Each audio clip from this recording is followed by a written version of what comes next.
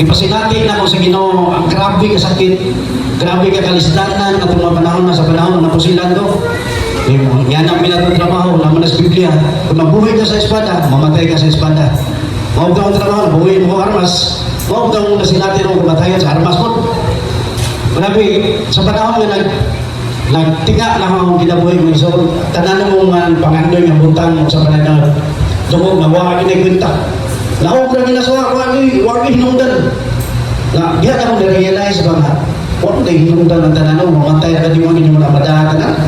Wag hinungdan yun. Totoo itong panahon, ang grabe yung pamahay ko sa ilo, sa Ginoo, saktan mo yung pangatong tayo na. Pero ipasinati sa Ginoo na ang grabe na yung kumamay sa buhay pa ko niya sa pagbalik. Iya ko kitagad chance, kay gusto ko niya mong baguhon. Kaya gusto ko niya gamiton ko niya sa ministry, mga labot ko rin napita. Kung grabe ito, dami sa diyan. Dami siya sa mga kinabuhi niya.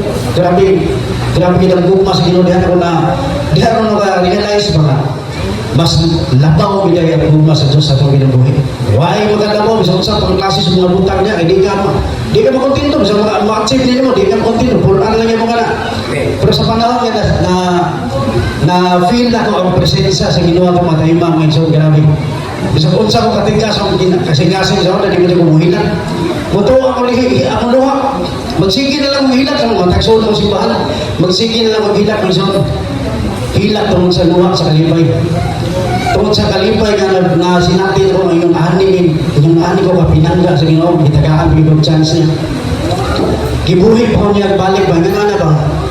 Manang mas pindot pinay mga igsoon atong pangandoyo ng kinabuhi na ito, manaas si Kristo pa naman sa mga kasing-kasing ng hawa. Amen. Mas pindot pinay yung pangandoyo na ito.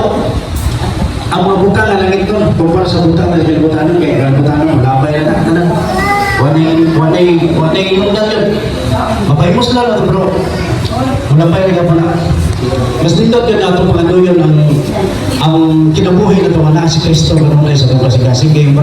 Basta na, nasinatin ako na, nindot yun yan, ang feeling na ko yun. Manang, pasalamat ko sa Ginoo, muhanan ko na gawin ng pagkatahan ng mga